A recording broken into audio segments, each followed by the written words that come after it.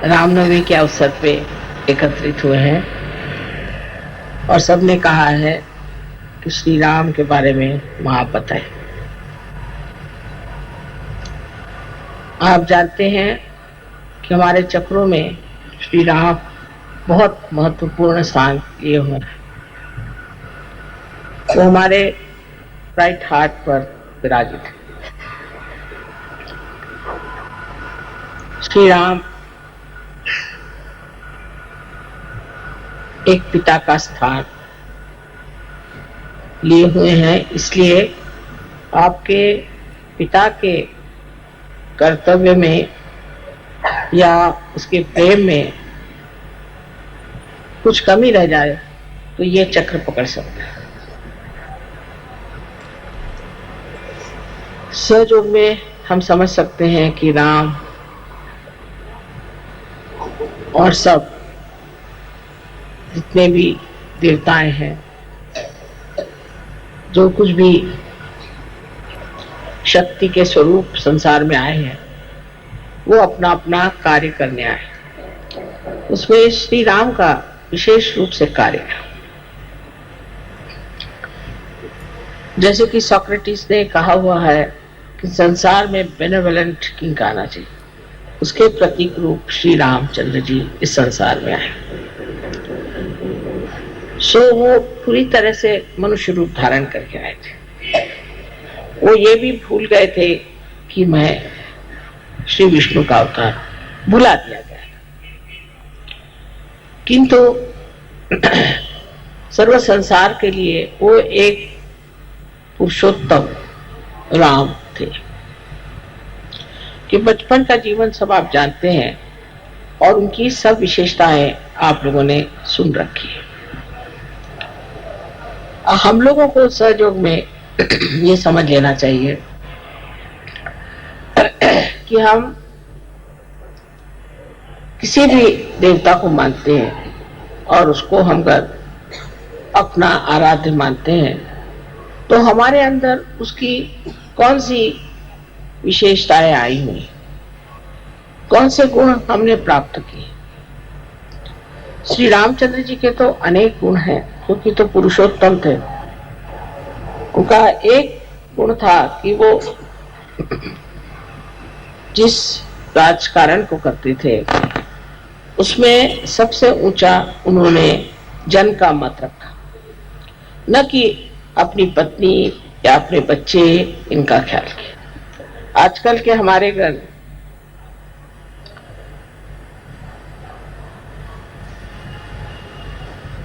राजकीय लोग, पॉलिटिशियंस इस चीज को समझ लें तो उनसे स्वार्थ ही निकल जाए, वो निस्वार्थ हो जाए, धर्मपरायण हो जाए। किंतु श्री राम की जो प्रतिमा है वही आज तक किसी ने भी अपनाने का प्रयत्न नहीं किया। उल्टे उनके भजन जरूर गाएंगे, उनके नाम से बहुत बड़े बड़े ऑर्गेनाइजेशन बने हैं, राम मंदिर बनाएंगे, लेकिन ये सब बना लेने से क्या श्री राम आपके अंदर प्रवेश कर सकते हैं? क्या आपके जीवन में उनका प्रकाश आ सकता है या नहीं? ये सिर्फ सहयोगी ही कर सकते हैं कि अपने अंदर बसे हुए श्री राम को अपने चित्त के प्रकाश में लाएं। वो अत्यंत निरपेक्ष थे। ऐसे तो सभी देवता लोग किसी भी पाप पुण्य से रहित होते हैं।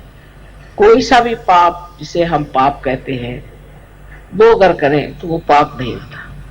जैसे श्री कृष्ण ने इतने लोगों को मारा, श्री राम ने रावण का वध किया, ये हमारे दुनियाई दृष्टि से हो सकता है कि पाप हो, किंतु परमात्मा की दृष्टि से नहीं हो सकता, क्योंकि इन्होंने दुष्टों का नाश किया, इन्होंने बुराई को हटाया और इनको अधिकार है कि ये इस कार्य को करने के लिए जो कुछ भी कर सकते हैं वो करें।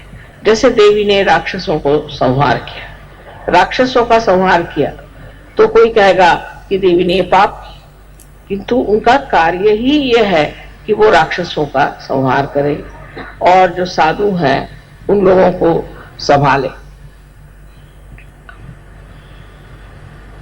श्री रामचंद्र जी के जीवन में एक अहिल्योद्धार बहुत बड़ी चीज है। उन्होंने अहिल्या का उद्धार किया क्योंकि उसके पति ने उसे शापित कर दिया था।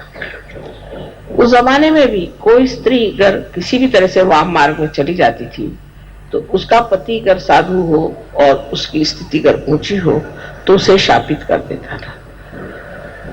किंतु अहिल्या पे झूठा ही उन्होंने आरोप लगाया था, इल्जाम लगाया था और इस तरह से उसको भी उन्होंने पत्थर बना दिया।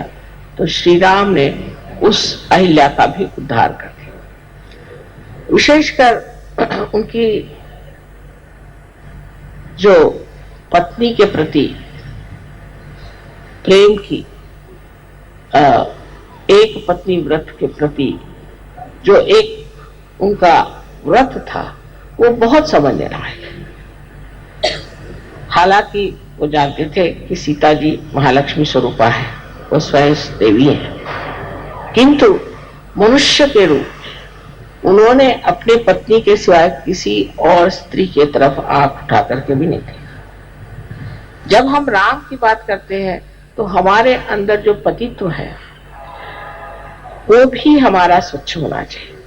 अगर कोई स्त्री श्री राम के बारे में सोचती है तो उसको भी अपने पति के प्रति वैसी ही श्रद्धा होनी चाहिए जैसे सीता जी को अपने पति के प्रति थी, और उसी प्रकार पति को भी श्री राम जैसे एक पत्नी व्रत होना चाहिए। सहयोग में ये बात कठिन नहीं है। स्त्री का मान रखना चाहिए, अपने पत्नी को मान से रखना चाहिए। और हालांकि रावण उनको उठा ले गए थे तो भी श्री राम ने ये कर्तव्य समझा कि सीता जी को वहां से छुड़ा कर लाए, और लोकनंदा के लिए जनमत को रखने कितना उनमें संतुलन था। उसी सीता को जिसके लिए इतने वर्ष मेहनत करके उसको छुड़ा कर लाए थे उन्होंने त्याग दिया। अर्थात सीता जी स्वयं साक्षात देवी थी तो उनका त्यागने का तो कोई विशेष परिणाम नहीं होने वाला था और उन्होंने उन्हें त्याग दिया। कारण लोग ऐसी बातें करते हैं जो जन हित के खिलाफ, क्योंकि उनका आदर्श इसी तरह से ऐसा न बन जाए कि जिससे लोग अपने यहाँ इस तरह की औरतों को पन पाए जिन पर की लोग शक करते। हालांकि वो निष्कलंका थी और देवी स्वरूपा स्वच्छ निर्मल थी। उनको त्यागने पर भी फिर सीता जी ने भी उनका एक तरह से त्याग कर दिया। उन्होंने स्त्री जैसे रामचंद्र जी का त्याग किया और श्री राम ने एक पुरुष के जैसे उनका त्याग। सीता जी स्वयं ही पृथ्वी में समा गई और फिर अंत में श्री राम जी ने भी सरयू नदी में अपना देह त्याग किया। इस प्रकार इनका जीवन अत्यंत घटनात्मक और बड़ा चमत्कारपूर्ण है। सारे जीवन में देखिए तो सीता और राम का आपस का व्यवहार और उनका एक दूसरे के प्रति श्रद्धामय रहना। हालांकि उन्होंने सीता जी का त्याग किया था पर सीता जी ने सोचा कि ये उनका परम कर्तव्य है और उन्होंने कभी उनकी बुराई नहीं, उनके बारे में कभी बुरा नहीं कहा और बड़ी सुगमता से अपने बच्चों को चलाया, उनको पनपाया, उनको बढ़ावा दिया। इस श्री राम के जो दो बच्चे हुए जिनको हम लव और कुश कहते हैं, वो भी एक भक्त स्वरूप कहना चाहिए कि जो संसार में आए इनको हम शिष्य की तरह से देख सकते हैं। ये शिष्य के द्योतक है और हमारे भी शिष्यत्व की एक शक्ति है जिससे हम किसी के शिष्य हो सकते हैं। शिष्य स्वरूप इन लोगों ने बहुत छोटी उम्र में धनुर्विद्या सीख ली थी और इस छोटेपन में ही उन्होंने रामायण आदि और संगीत पर बहुत ही कुछ प्रावीण्य पाया था। इसका मतलब यह है कि शिष्य को पूरी तरह से अपने गुरु को समर्पित होना चाहिए। यह शिष्य का जो स्वरूप है यह हमारे अंदर भी सबके स्थित है। और माँ जो कि शक्ति थी उसके प्रति वो पूरी तरह से समर्पित है। उस वक्त श्री राम से भी लड़ने के लिए वो तैयार हो गए क्योंकि अपने माँ के लिए। तो माँ को उन्होंने दुनिया में सबसे ऊंची चीज समझी और उस माँ ने भी अपने बच्चों को पालना उनका संवर्धन करना, उनको धर्म में खड़ा करना और उनकी पूरी प्रगति करना एकमेव कर्तव्य की है। नहीं तो अपने आजकल की औरतें रात दिन रोते ही रहेंगे, मेरे पति ने छोड़ दिया, पति ने छोड़ दिया, और जब पति मिलेगा तो उससे लड़ती रहेंगी हर समय, और जब पति ने छोड़ दिया तो रोती रहेंगी। छोड़ दिया तो कोई बात नहीं, मेरे बच्चे हैं, इनको मुझे संभालना है, और इनके प्रति कोई भी ऐसी बात नहीं होनी चाहिए कि जिससे मेरे बच्चों का कुछ कम रह जाए। ये एक सीता जी की एक विशेष जीवनी है कि उनकी वीरता और उनका साहस, ये हर स्त्री को अपने अंदर बसाना चाहिए कि पति से अगर बिछो भी हो गया और किसी तरह से उससे दूर भी हट गए तो भी पति के कारण अपना नुकसान नहीं कर लेना चाहिए, अपने बच्चों का नुकसान नहीं कर लेना चाहिए, क्योंकि उनके लिए अपना जो कर्तव्य है वही परम चीज है। उस परम चीज पे अटूट रहना चाहिए। यही हमारे सहयोग में, शक्ति में जो पाया है, उससे हर स्त्री को प्राप्त कर लेना चाहिए। श्री राम का जीवन भी जैसे अत्यंत शुद्ध और निर्मल था, और उन्होंने अपने पत्नी के लिए सब चीज त्याग दी थी। जब से उनकी पत्नी वनवास में रह गई, या जब उन्हें अकेला रहना पड़ा, और जब उन्होंने उसका त्याग कर दिया, तो उन्होंने भी दुनिया के जितने भी आराम थे उन्हें छोड़ दिया। उसके लिए आप जानते हैं कि वो कुश पे सोते थे, जमीन पर सोते थे, और बगैर कुछ पैर में पहने हुए, और बहुत साधु पुरुष जैसे कपड़े पहन के घूमते थे। ये जो है, ये कहानियां नहीं, ये सत्य है। अपने दुनिया में, इस भारतवर्ष में ऐसे अनेक लोग हैं जिनका जीवन एक बहुत ऊंचे किस्म का रहा, और उन्होंने कभी ऐसी छोटी ऊंची बातें सोची नहीं। पर ये सारे आदर्श हमारे देश में आने के बाद ये हो गया कि जब हम इन आदर्शों को देखते हैं तो हमारे अंदर ढोंग आ गया कि हम सोचते हैं कि हाँ, राम तो हमारे, हम राम को मानते हैं, हमने राम का भजन कर दिया, हो गया। तो एक तरह का ढोंगीपना बहुत आ गया हमारे। जिन देशों में ऐसे आदर्श नहीं है, तो वो कोशिश करते हैं कि हम आदर्श कैसे बने, हम कैसे अपने को ठीक बनाए, क्योंकि आपके सामने एक आदर्श आगे बन गया राम, अब हम तो नहीं राम हो सकते, और बन गए कृष्ण, हम तो कृष्ण नहीं हो सकते, और ये बन गए, वो बन गए, हमारा इनसे कोई ताल्लुक नहीं। इस तरह की भावना हम लोग ले लेते हैं। लेकिन हमारे अंदर अगर श्री राम है तो उनका प्रकाश हमारे चित्त में तो आ ही सकता है, क्यों नहीं आ सकता? हम क्यों नहीं इसे प्राप्त करें? हम उस स्थिति को जानने क्यों नहीं कोशिश करें जिस स्थिति में श्री राम इस संसार में आए थे। एक सहयोगी को ये विचार कर लेना चाहिए कि श्री राम की स्थिति अगर हम प्राप्त कर लें तो अपने यहाँ का राजकारण ही खत्म हो जाए, अपने यहाँ की जितनी परेशानियां हैं ये सब खत्म हो जाए। जिस दिन सहयोगी ये अपने मन में ठान ले कि हम रामचंद्र जी जैसे हो, अपने देश में जहां वो राज्य करते थे उसका बिल्कुल निरीक्ष भाव से, विदेह रूप से वो लालन पालन करते थे, और सब तरह की अच्छाइयां लोग में आए, उनमें धर्म आ जाए, पहली चीज उनके अंदर शिक्षा हो जाए, उनकी उन्नति हो जाए, उनके अंदर महान आदर्शों की स्थापना हो, ऐसा उन्होंने पूरी समय प्रयत्न किया, और उसलिए अपना जीवन बहुत आदर्शमय बना। कल समझ लीजिए कि जो आदमी आपको कुछ कह रहा है और वो स्वयं ही वैसा नहीं, तो आपको उसके प्रति कभी श्रद्धा हो ही नहीं सकती, और आप उसके गुण ले नहीं सकते। किंतु बहुत से लोग हमेशा कहते हैं कि हम इनको मानते हैं, हम उनको मानते हैं, लेकिन मैं देखती हूँ उसके बिल्कुल उल्टे होते हैं। जो राम को मानते हैं वो सबसे बड़े चोर पॉलिटिशियंस होते हैं, या उनकी 10-10 बीवियां होती, तो राम को आप कैसे मानते हैं? इसी प्रकार जीवन में एक सहयोगी का कर्तव्य क्या होता है कि हमें भी इन देवताओं के प्रकाश को हमारे चित्त में लाना चाहिए, हर चीज की और उसी तरह से देखना चाहिए। श्री राम क्या करते? इस वक्त अगर ऐसा प्रश्न आता तो श्री राम क्या करते? ऐसा अगर प्रश्न आता तो सीता जी क्या करते? सीता जी क्या कहते? सीता जी का क्या बर्ताव होता? इस तरह से अगर कोई सोचे स्त्री तो वो घर की गृहलक्ष्मी हो ही जाए। आप तो जानते हैं सजोग में कि सीता जी ने अनेक जन्म उसके बाद लिए, और उसमें से गृहलक्ष्मी का स्थान उन्होंने जो है तो फातिमा भी के तरह से किया।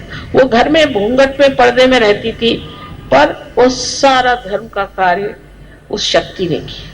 उसके जरूरी नहीं कि आप बाहर जाकर के बहुत बड़े लेक्चर दें या बहुत बड़े कोई लीडर हो जाए, कोई जरूरी नहीं। आप घर में रह करके भी ये कार्य कर सकते हैं। अपने बाल बच्चे हैं और आपके और इष्ट जो है, आपके जो आप्तेष्ट हैं, उन सब में आप सहयोग फैला सकते हैं। लेकिन पहले आप पे ये चीज आनी चाहिए। उसके बाद जब ये सब कार्य होने के बाद फिर आप समाज में भी आ सकती हैं, और उसके बाद और भी आप कहीं जाना चाहे तो जा सकते हैं। पर पहले औरतों को सीता जी जैसे शुद्ध आचरण की होना चाहिए। शुद्ध आचरण में पहली चीज है ममता और प्यार। वो जब जंगलों में रहती थी अपने पति के साथ, कभी उसने ये नहीं कहा कि मेरा पति ये पैसा नहीं कमाता, वो पैसा नहीं कमाता, जैसे हमारे यहाँ औरतों की आदत होती है, ये चीज नहीं खरीदता, वो नहीं खरीदता।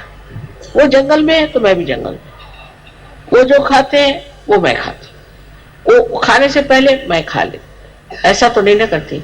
वो खा ले, उनको खाना खिला दे, अपने देवर को खाना खिला दे, उसके बाद मैं खा लूं। इस पर औरतें ये सोचती हैं कि हमारे ऊपर बहुत ज्यादा हमारे ऊपर इससे प्रेशर आ जाता है, दबाव आ जाता है। ये बात नहीं, ये पृथ्वी तत्व जैसे स्त्री होती है, इसमें इतनी शक्ति है कि ये बहुत दबाव को खींच सकती है। और सारे दुनिया को देखिए कितने फल फूल आदि पत्तियां सब दे रही। इसी प्रकार इस पृथ्वी तत्व के जैसे ही हम स्त्रियां हैं, हमारे अंदर इतनी शक्ति है कि हम सब तरह की चीज अपने अंदर समा सकते हैं, और अपने अंदर से हम हमेशा प्रेम की वर्षा दे सकते हैं। ये हमारे अंदर परमात्मा ने शक्ति दी है।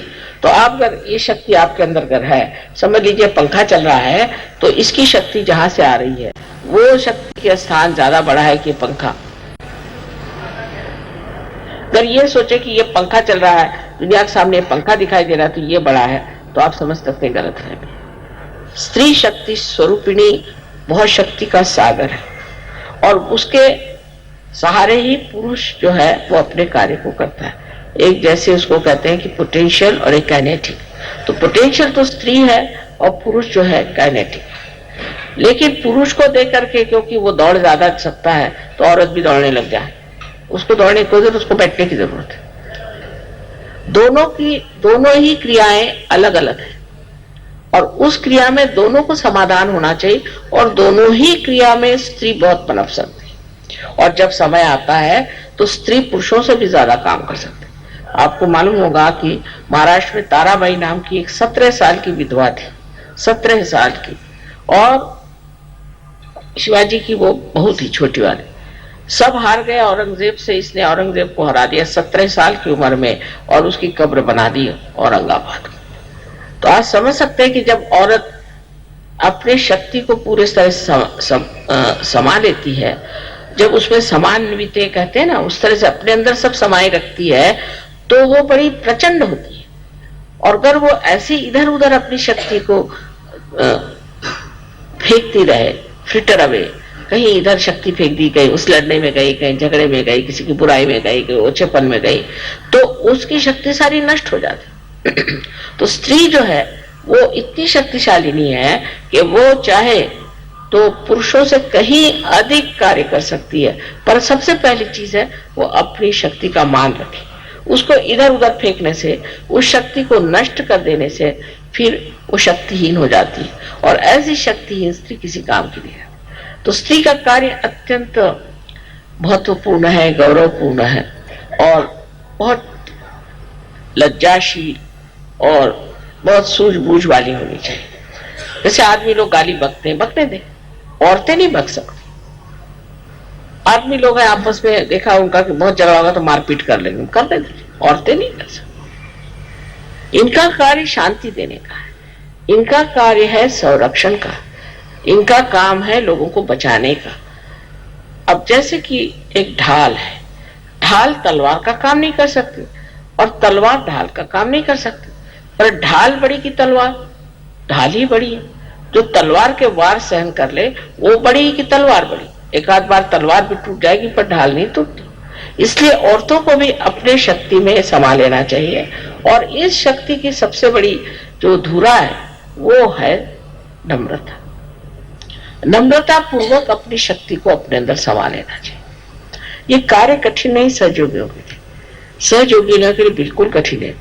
मैं देखती हूँ कि बहुत सी सहयोगिनी औरतें इतनी बकवास करती हैं, उनको पता नहीं क्या, कभी जाएंगी तो आदमियों से बक बक बक बक करी। एक साथ दौड़े दौड़े आया, माता जी मुझे बचाओ बचाओ बचाओ। मैंने कहा क्यों, मेरे पीछे लगे। मैंने कहा कौन?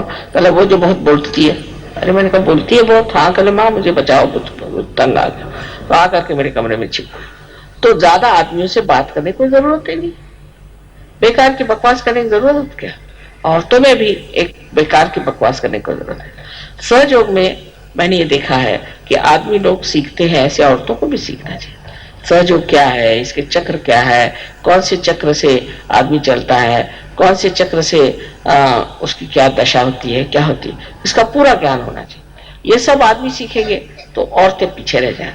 ये सब औरतों को सीखना चाहिए। अब पुरुषों की बात कहना है तो श्री रामचंद्र का हमारे सामने आदर्श है। मुझे लगता है कि इस मामले में मुसलमानों ने हमारे ऊपर बड़ा गजब किया हुआ है।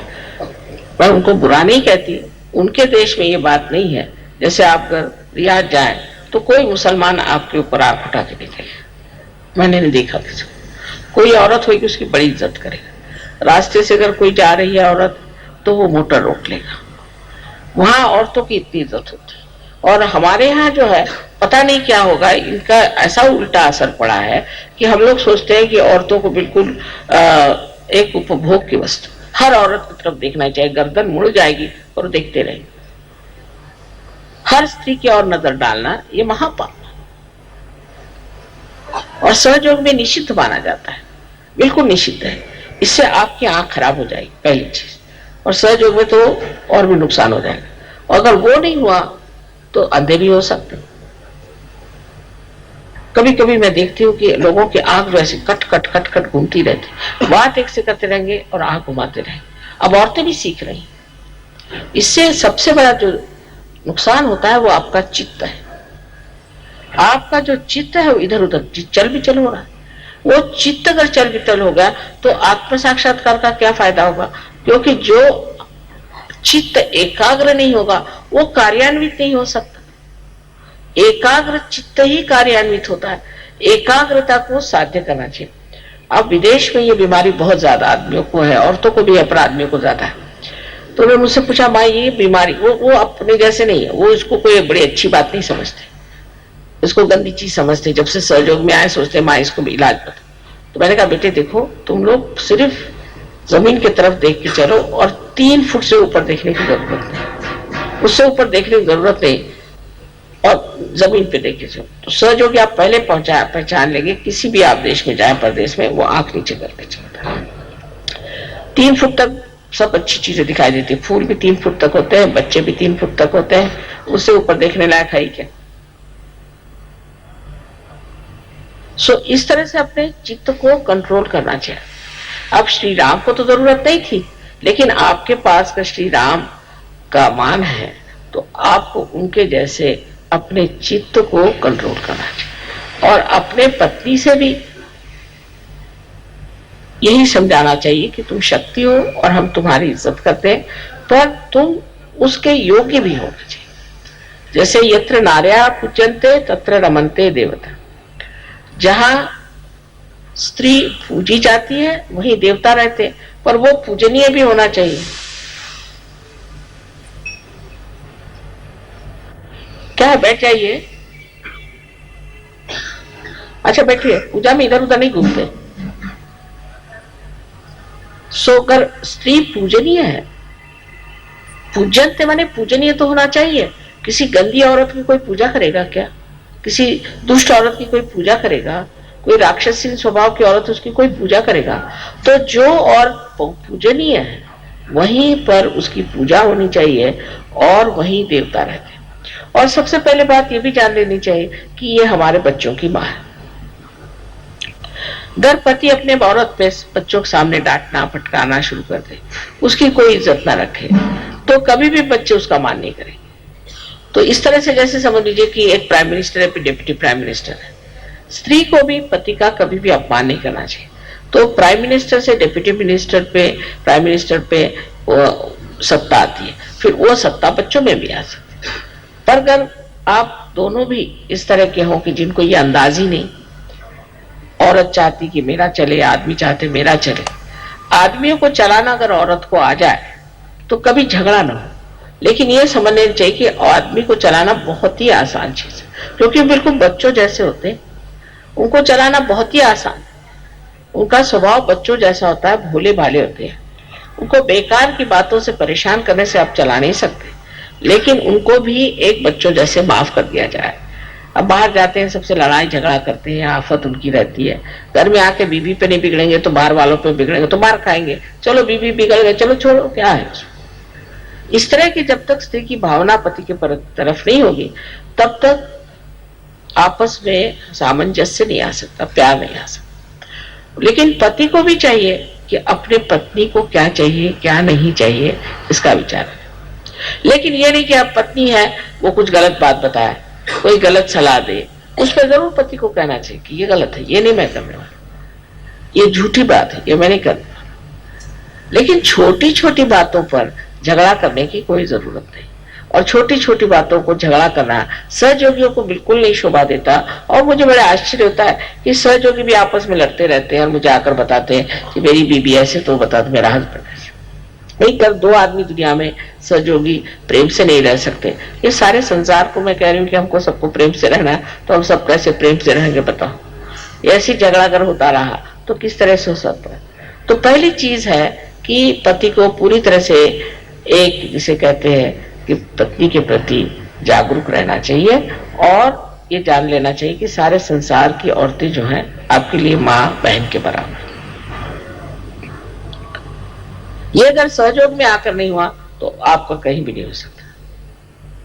अभी एक साहब थे, वो भी स्विस, अपने हिंदुस्तानी नहीं। तो एक लड़की के बाप थे, वो कोई सहयोगी नहीं थे, तो वो जरा ऐसे ही थे, इधर उधर उनका बहुत चलता था।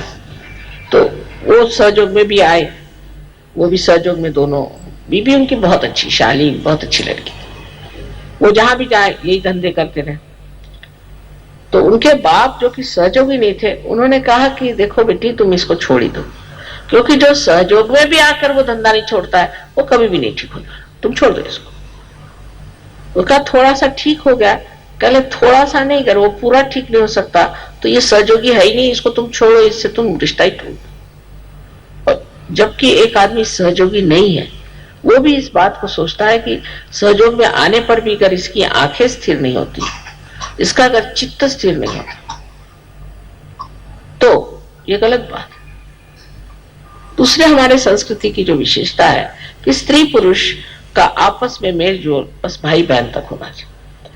लेकिन ऐसा नहीं होता। मैं देखती हूँ कि फौरन कोई औरत है बकबकिया, और वो जा करके बस किसी आदमी को भिड़ जाएंगे और उसे बकना शुरू कर दे। उसको पता नहीं क्या जरूरत है, मेरी समझ नहीं आता। औरतों के साथ नहीं बैठेंगे, आदमियों के साथ बैठे। ऐसे कुछ आदमी भी होते हैं स्त्री लंपट, वो बस कोई दिखाई दी औरत लग गए उसके साथ। कोई भी औरत दिखाई दे, फिर वो नौकरानी हो चाहे कोई, बस उनके हाथ में अगर कोई आ जाए लग गया उसके पीछे में। कोई उनको अपना आत्मसम्मान ही नहीं होता है, और इसको वो पुरुषार्थ समझते हैं। अरे भाई, पुरुषार्थ करने वाले जो पुरुषोत्तम है वो तो श्री राम, वो तो वहां बैठे हुए हैं जिनको की कहना चाहिए पुरुषार्थी है। और जो बिल्कुल ही पाताल में है वो अपने को पुरुषार्थी समझते। इसमें कौन सा पुरुषार्थ है? या तो फिर श्री राम को मत मानो, फिर शैतान को मानो। अगर श्री राम को मानते हो तो उनके आइडियल्स पे चलो। और इसीलिए अपने यहाँ अपने बच्चे भी खराब हो रहे हैं, औरतें भी खराब हो रही। पर तो भी मैं भारतीय संस्कृति की विशेषता कहूंगी कि औरतों ने बहुत संभाल लिया है। अभी अगर अमेरिकन जैसी औरतें थे तो आपको सब पहुंचा देती ठिकाने। उन्होंने तो सबको ठिकाने कर दिया अमेरिकन औरतों ने। वहां आदमियों का जो हाल है, अगर मैं आपसे बताऊं तो अगर 2 शादियां उस बेचारे की हो गई, 2-3 शादियां, तो वो तो हाथ में झोली लेके घूमने लगता है। और औरतें ने अगर 2-3 शादियां कर ली तो महल बना के बैठ जाती। पर वहां क्या, बच्चे घर छोड़ के भाग जाते हैं, वहां की सामाजिक व्यवस्था क्या है। तो अपने हिंदुस्तान की औरतों की विशेषता है, जो कि भारतीय ढंग से रही है, कि वो अपने घर को संभालती है, अपने बच्चों को संभालती है, अपने कर्तव्य को जानती है। पर ये चीज बदल रही है, ये नहीं की ये चीज है। वो भी देख रहे कि अगर हमारा आदमी ऐसा तो हम क्यों ना करें, वो ऐसा तो हम उसके साथ ऐसे क्यों ना करें, वो अगर 10 औरतों के साथ दौड़ते तो हम 15 औरतों आदमियों के साथ दौड़े। इससे आप कोई अगर गंदे काम करता है, वो अगर नर्क में जा रहा है तो मैं उससे पहले नर्क में जाऊंगी, इस तरह की बातें औरतों करना चाहिए। और धर्म की धुरा जो है वो स्त्रियों के हाथ में, स्त्री को संभालना है, स्त्री को ही पति को धर्म के रास्ते पे लाना है, समझा करके, बुझा करके उसको अपने पास रखना। ये स्त्री का बड़ा परम कर्तव्य और उसके अंदर ये शक्ति है। और अगर वही स्वयं धर्म पे बैठी नहीं, धर्म में सबसे बड़ा धर्म है क्षमा। क्षमा करना अगर स्त्री में ना आए तो वो कोई सा भी धर्म करे उसे फायदा नहीं। पहली चीज उसमें क्षमा होनी चाहिए, बच्चों को क्षमा करना, पति को क्षमा करना, घर के नौकरों को, चाकरों को, सबको आश्रय देना, ये स्त्री का कर्तव्य। तो कुछ ऐसा आ जाता है, आप देखो कि जो हम भी कार्य कर रहे हैं, ये राम भी नहीं कर सकते थे, कृष्ण भी नहीं कर सकते थे, ईसा मसीह भी नहीं कर सकते थे। अगर राम होते तो बस वो शिरच्छेद कर देते सबका, सबको मारी डालते, कहते चलो जाओ तुम बेकार, तुम अधर्मी हो, तुम औरतों के पीछे में भागते हो, तो स्त्री लंपट हो, चलो न जाने कितने लोगों को पहले ही खत्म कर देते। दूसरे अगर कृष्ण आते तो वो सुदर्शन चक्र चलाते, वो भी गड़बड़ हो जाती। ईसा आते तो अपने को क्रूसिफिक्शन पे चढ़ा लेते। अब ये तो बहुत अच्छा है, एक बार आप क्रूसिफिक्शन पे चले जाओ, काम खत्म है, रोज का क्रूसिफिक्शन तो नहीं होता। ये तो माँ ही कर सकती, ये माँ ही कर सकती है। उसके अंदर प्यार की शक्ति इतनी जबरदस्त है कि कोई भी चीज हो वो उस प्यार की शक्ति के सहारे पार हो जाती, वो सब चीज उठा लेती। और उसके तरीके ऐसे प्यारे होते हैं कि फिर बच्चे उसको बुरा नहीं मानते। कोई बात हो गई, अब समझ लो गड़बड़ हो गई कुछ, तो माँ है वो जानती किस तरह से टाल दे, और फिर डांट भी सकती है, क्योंकि बच्चे जानते हैं कि माँ हमें प्यार करती है, हमारे हित के लिए कहती, बच्चे उसका बुरा नहीं मानते। अगर बाप डांट दे तो बच्चे हो सकता है उनसे मुंह मोड़ ले, लेकिन माँ से, क्योंकि माँ का प्यार जो है वो ऐसा है कि निर्वाज, वो कुछ नहीं चाहती अपने लिए, वो ये चाहती मेरे बच्चे ठीक हो जाए, मेरी सारी शक्तियों को प्राप्त करें, अपने अंदर जो भी कुछ मेरा अच्छा है सब प्राप्त करें। ऐसे अगर माँ समझे तो बच्चे ठीक हो जाए। पर बहुत सी माँ बहुत फॉरवर्ड, आगाऊ होती, सब चीज में घुसने जाएंगी, सब चीज में बोलने जाएंगी, उसका पति तो बेचारा चुपचाप बैठे रहेगा, यही देवी जी सामने में खड़ी हुई। ऐसे जब होता है तब बच्चे खराब हो जाते हैं, तब संसार में और तरह के बच्चे पैदा होते हैं जो बड़े उत्पाती भी हो सकते हैं और जो बहुत हानिकारक भी हो सकते हैं। स्त्री को पोटेंशियल पीछे रहना चाहिए और पति को आगे रखना चाहिए। ठीक है, जो कुछ भी है पति करे, स्त्री पीछे से उसकी मदद करती रहे, उसी के शक्ति का स्रोत ही स्त्री है, ये समझ लेना चाहिए। तो एक स्त्री को कितना शुद्ध होना चाहिए, कितनी मेहनत करनी चाहिए। आप सब कहेंगे कि माँ सब स्त्रियों पे छोड़ते हैं, क्योंकि मैं जानती हूँ आप शक्तिशाली, मैं जानती हूँ हमारे अंदर बड़ी शक्ति है, क्योंकि मैं माँ हूँ। अब देखिए मेरे ऊपर सबने छोड़ दिया कि हजारों लोगों को पार करो, इतनों को बीमारियां ठीक करो, सुबह से शाम बीमारियां ठीक कर, फिर लोगों को पार करो। ऐसे किसी ने काम किए थे? एक अहिल्या का उद्धार कर दिया, हो गया, उसके बाद किसका उद्धार किया? ईसा मसीह ने सिर्फ कुल मिला के 21 लोगों को ठीक किया, अभी तो मैंने 21,000 लोगों को ठीक किया होता। और दुनिया भर में घूमो फिरो, सबका ये करो वो करो, सब चल रहा है, पर कुछ नहीं लगता मुझे, क्योंकि वो शक्ति है ना प्यार की, तो प्यार की शक्ति मेरे से आगे दौड़ती। अभी बाहर निकलने से पहले मैं सोचती हूँ कि एक बार बंधन ले लूं, न जाने कैसे लोग मेरे पैर पकड़े, लेकिन भूल जाती हूँ। और जैसे ही कोई सामने ऐसा ऐसा आ जाता, सब उसकी परेशानी अपने अंदर खींच लेती। वो प्यार ऐसा है कि वो अपने आप ही कार्यान्वित कर ले, तो उसको मैं जानती हूँ कि ये प्यार है, इसी के सहारे सारा कार्य हो रहा, तो मैं नहीं बुरा मानती, जो भी हो रहा है ठीक है, थोड़ी तकलीफ होगी ना, कोई हर्ज नहीं, ये सब माँ ही कर सकते। और इसलिए मेरा विशेष आप लोगों की तरफ रुख है कि आप समाधान और स्थिरता के साथ कार्य करें। और पुरुषों को भी चाहिए कि अब अपने औरतों की पूरी सहायता करें और उनको समझे, उनका आदर करें। और जब तक दोनों भी पहिए एक रथ के एक जैसे नहीं होते हैं तो रथ घूमता ही रहता है, रथ आगे नहीं जाएगा। दोनों एक ही जैसे होने चाहिए, पर एक लेफ्ट को है, एक राइट को है। लेफ्ट वाला अगर राइट में लगाओ तो लगेगा नहीं, और राइट वाला लेफ्ट पे नहीं लगेगा। इसलिए ये दो तरह के चक्के हैं, और ये दोनों तरह के चक्के चल रहे हैं इसलिए क्योंकि ये एक जैसे भी है और एक जैसे है भी नहीं। एक दूसरों के बिल्कुल जैसे हैं, माने ये ऊंचाई में, लंबाई में, बढ़ाई में, लेकिन इनका कार्य जो है वो अलग अलग है। इसी प्रकार हमारे भी जीवन में होता है। तो श्री रामचंद्र जी ने सिर्फ पति पत्नी का ही विचार नहीं किया,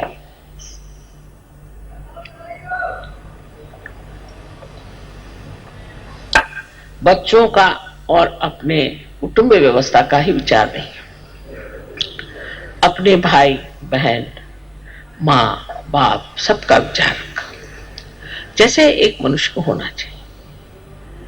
और उसके बाद उन्होंने समाज का भी विचार रखा, जन का विचार रखा, देश का विचार रखा, राज्य का विचार रखा।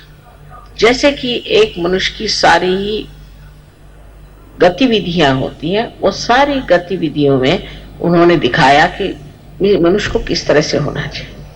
जो मनुष्य अपने पत्नी को इतना प्यार करता था और जो जानता था कि वो असंपूर्णतया शुद्ध है, उसको उन्होंने त्याग दिया। आजकल तो पत्नी के नाम ये बनाओ, पत्नी को वो चाहिए, पत्नी को ये करना है और ये बनाना है, और कर कहा जाए कि गरीब को थोड़ा सा 2 पैसा नहीं देगा, नहीं तो अपने बच्चों को दो, नहीं तो नेव्यूज को दो, तो ये करो। मतलब राजकीय लोगों की बीमारी है।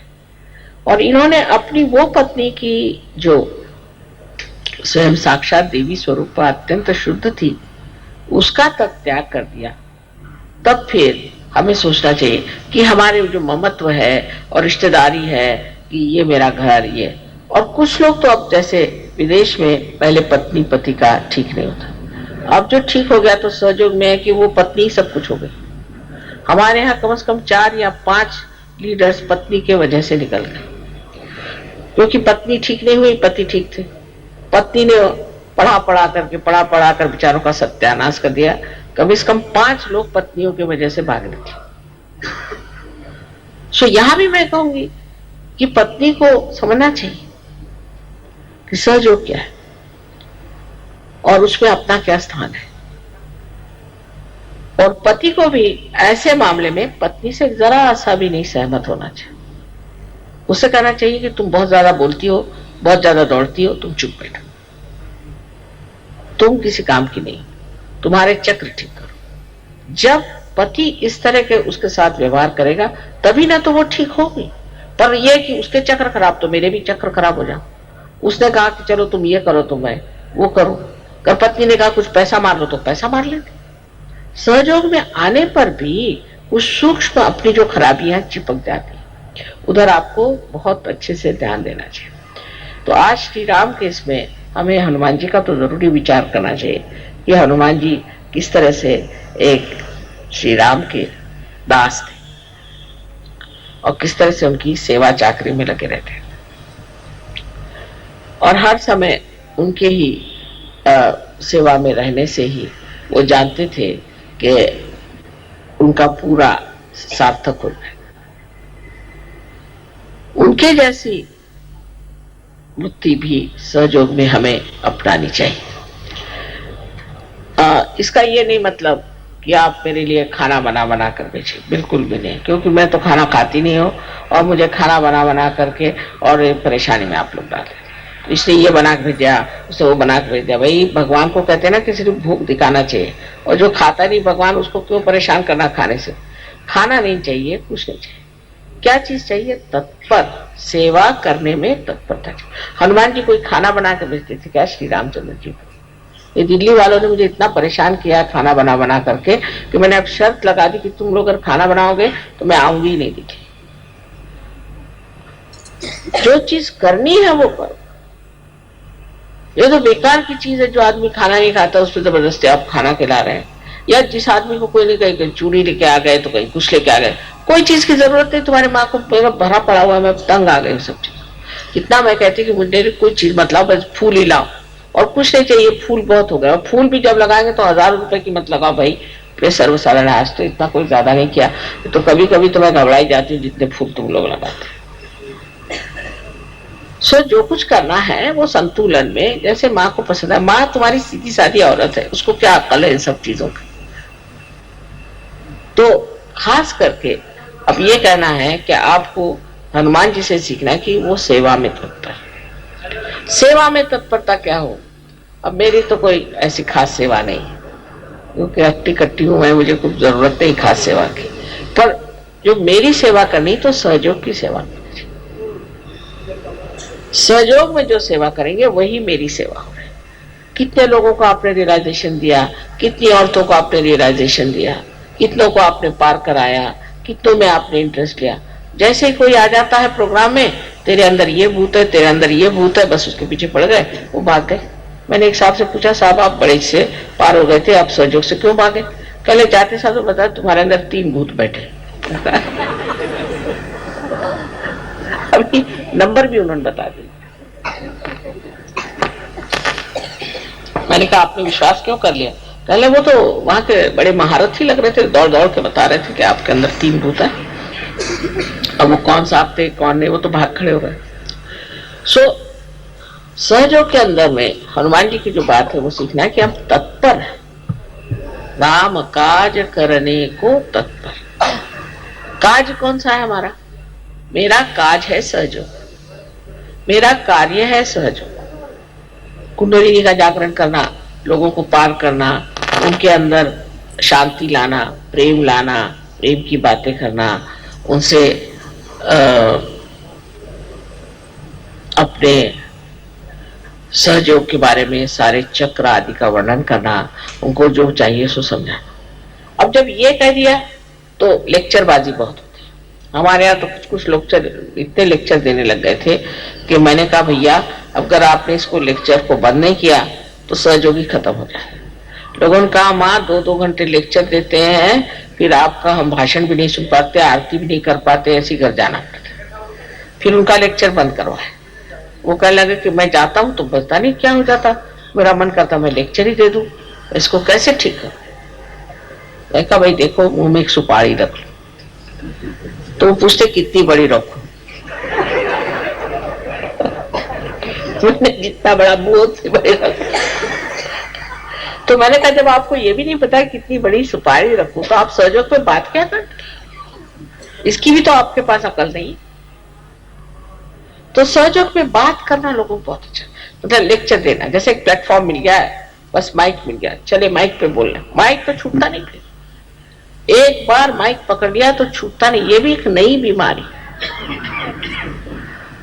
अब उसमें समझ ये लेना है कि काहे को लेक्चर देना, माँ के इतने लेक्चर हैं भाई, यही सुनो।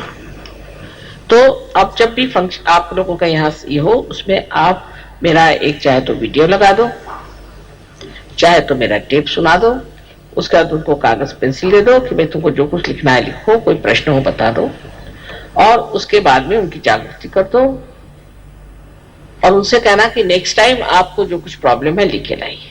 तो शुरू उनका जो प्रॉब्लम है, किसी बीमारी है, किसी को तकलीफ है, कुछ है।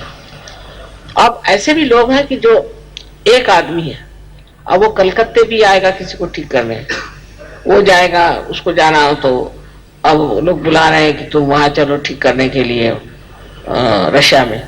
एक ही आदमी हनुमान जी जैसे दौड़ता रहे, इधर से उधर, उधर से उधर। बस सब लोग आप ठीक कर सकते हैं, सब लोग आप लोगों को ठीक कर सकते हैं, सब औरतें ठीक कर सकती हैं, आदमी ठीक कर सकते हैं, पर कोई हाथ ही नहीं डालता। लेक्चर देने से यह है कि सब लोग देखें कितने लोगों को बीमारी ठीक करते। पता नहीं क्या बात है कि एक ही आदमी अभी तक सारे हिंदुस्तान में है जो लोगों को ठीक कर सकता है। हालांकि लंदन में कम से कम 15-20 लोग हैं जो लोगों को ठीक करते हैं, फ्रांस में लोग हैं वो लोगों को ठीक करते हैं। तो ये ठीक करने का तरीका क्या है, ये सीख लेना चाहिए और बंधन लेकर के ठीक करना चाहिए लोगों। उसके लिए अब आप क्या बाहर से बुलाएंगे लोगों, और आप सहयोगी किस दिन के लिए आप बैज लगा के घूमते हैं, आप ठीक भी नहीं कर सकते, फिर बैज उतार दो। अपने को भी नहीं ठीक कर सकते, अपनी भी बीमारी नहीं ठीक कर सकते, तो दूसरों क्या ठीक करो? तो ये बात होनी चाहिए कि सबको ठीक करने का इल्लोधार जो है उसकी सबको शक्ति दे दी गई, उसको आप लोग सीख लें, उसको मास्टर करें। और अब बजाय इसके कि कलकत्ते कोई आए, कलकत्ते से लोग जाए दूसरों को ठीक करने, इसमें हिम्मत की जरा सी बात है, कुछ नहीं होने वाला तुमको। तुम ना तो कोई बीमार हो सकते हो, ना कुछ हो सकता है। जो लोग जितना सहयोग में कार्य करेंगे उतने गहरे उतरेंगे, क्योंकि जैसा पेड़ है वो जितना फैलेगा उतना ही गहरा उतरेगा। सहयोग में और इनका अवतरणों में एक बड़ा भारी फर्क है कि पहले उन्होंने कोई सामाजिकता से अध्यात्म नहीं दिया था, ये शक्तियां किसी को दी नहीं थी, समाज के लिए मिली नहीं थी। एक आध आदमी को शक्तियां मिली थी, जैसे कि राजा जनक ने नचिकेता को आत्म साक्षात्कार दिया। लेकिन अब तो आप सबके पास ये शक्तियां प्राप्त है, बस इसको ऐसा बढ़ाइए कि आपको कोई भी चीज की जरूरत ही ना रह जाए। आप अपनी तबीयत ठीक कर लीजिए, दूसरों की तबीयत ठीक कर लीजिए, आप सहयोग समझ लीजिए, सब कुछ आपके पास है। लेकिन अभी भी आपका चित्त पता नहीं कहां घूम रहा है, आप लोग पता नहीं किस चीज के पीछे में भाग रहे हैं कि अभी आपने इस चीज को पकड़ा ही नहीं। सहयोग में सबके लिए सिर्फ वरदान के सिवा कुछ है, आपको कोई चीज की भी कमी नहीं रह जाएगी। पर आप सहयोग के लिए कुछ करें तब तो ना, और नहीं करते तो भी वरदान मिलता है। जिसको देखते हो वो बिजनेस बढ़ गया, किसी की नौकरी बढ़ गई, किसी की ये हो गया, किसी की वो हो गया, सबको कुछ ना कुछ चीज मिलती ही जा रही है। कोई भी उनको त्याग नहीं करना पड़ा। एक तो हम आपसे बताएं कि जब ये फ्रीडम का हुआ था कि देश को फ्री करना है, तो हम ही को लोगों ने कितना सताया था, बर्फ पे लिटाया, इलेक्ट्रिक के शॉक दिए, हमारे पिताजी जेल में गए कितनी बार, माँ जेल में गई, हम लोगों के घर बिक गए, हम लोग झोपड़ियों में रहने लग गए, मोटरें बिक गई, कितना सैक्रिफाइस किया। अरे वैसा तो कुछ करना ही नहीं है आपको, पर सब लेना ही लेना नहीं होना चाहिए, देना भी होना चाहिए। अगर एक दरवाजा खुला है तो दूसरा दरवाजा भी खोलना चाहिए। एक ही दरवाजा खोलने से नहीं होता। सब बताएंगे माँ मेरा ये भला हो गया, मेरा वो भला हो गया, तुमने किसका भला किया? इस चीज पर ध्यान देना चाहिए कि हमने कौन सा भला काम किया। पर नेतागिरी के लिए बहुत झगड़े कि कौन नेता हो, ये बड़े झगड़े। सब बना बनाए स्टेज है, आप नेता पे आपको जान लेना चाहिए कि ये सब माँ का खेल है। किस दिन आप नीचे गिर जाएंगे वहां से आपको पता होना चाहिए। खासकर औरतों को तो बिल्कुल ऐसे चक्कर में आना ही नहीं चाहिए, उनको फौरन ऊपर से नीचे गिरना पड़ेगा। और आदमियों को भी समझ लेना चाहिए कि इसमें नेता वेता कोई है नहीं, ये सब माँ ने बनाया हुआ खेल है, और इस चक्कर में आना ही नहीं। मैंने कहा कि अच्छा चलो लीडर्स आ गए, काय के लीडर्स और काय करके सब एक खेल बनाया माँ ने, इसमें लीडर्स वीडर्स कोई नहीं है। सिर्फ यह है कि देखा जा रहा है कि आप कितना तौल सकते हो। अगर आपके अहंकार चढ़ गया तो गए आप, वो फौरन दिखाई दे। सहयोग में कोई चीज छिपती नहीं, सब चीज सामने आ जाती। मैं कुछ कहूं या ना कहूं, वो अपने आप मुंह पे ताला लगा के उतर आते अपने आप। हम लीडर है, देखा क्या कल मुंह में ताला लगा लिया, भाई क्यों? पहले हमने ये खराब काम कर। तो लीडर पे और जिम्मेदारी आ जाती है कि हम और अच्छे और नम्र और मीठे और प्यारे बन जाए,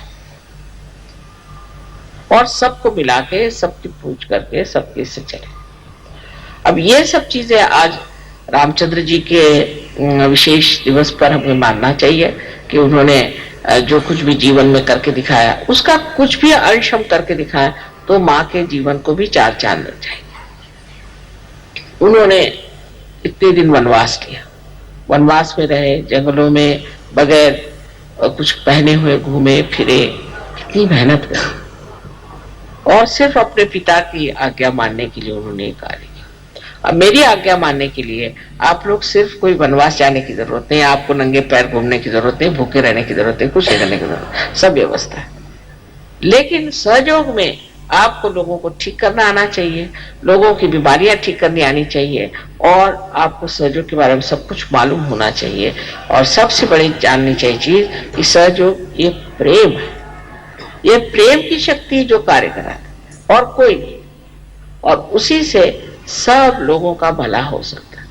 ये कोई एक आदमी के लिए नहीं है, एक विशेष लोगों के लिए नहीं है, ये कोई एक देश के लिए नहीं है, ये है सारे विश्व के लिए। तो एक ये भी देखना चाहिए कि हमारा चित्त कैसा है, कहाँ जाता है। बार बार करके हमारा चित्त जाता है, उसको चित्त को निरोध करना चाहिए, रोकना चाहिए। उसमें आत्मा की शक्ति पूरी तरह से बननी चाहिए और मनुष्य को एकाग्र होकर के हर कार्य को करना चाहिए। भक्ति भाव से, प्रेम से अगर जो करेगा वो बहुत गहरा उतरे, और नहीं तो ऐसा ही कचरा बहुत होता है, और कचरे का जो अंत होता है वो भी आप जानते हैं। तो आपको अगर कचरा बनना है और आप अपने को बहुत विशेष समझ रहे हैं कि हम बड़े अच्छे हैं, हम तो ये कर लेते वो कर लेते, तो पहली चीज है कि नम्रता रखो, मेरे प्रति नहीं सबके प्रति नम्रता से बात करो और प्रेम से बात करो। देखना यही जो मनुष्य आज एक मानव है, बेकार चीज है, वही सहयोग में आते साथ कमल जैसे खिल जाता है और उसका सुगंध चारों ओर फैलता है। लोग मुझे आके फौरन बता देते, माँ ये आदमी है ना कमाल का, ये बस ऐसे आदमी।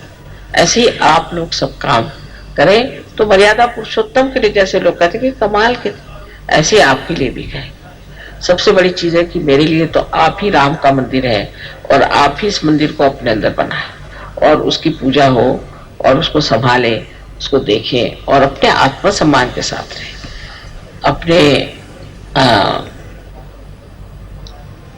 आत्म साक्षात्कार का पूरा फायदा भी उठा रहे और उसी के साथ उसकी पूरी इज्जत और उसके प्रति भक्ति होनी चाहिए कि अब हम आत्म साक्षात्कारी, हम ऐसे कैसे कर सकते, हम योगी हैं, हम नहीं कर सकते, हमसे नहीं हो सकता, ये गलत काम।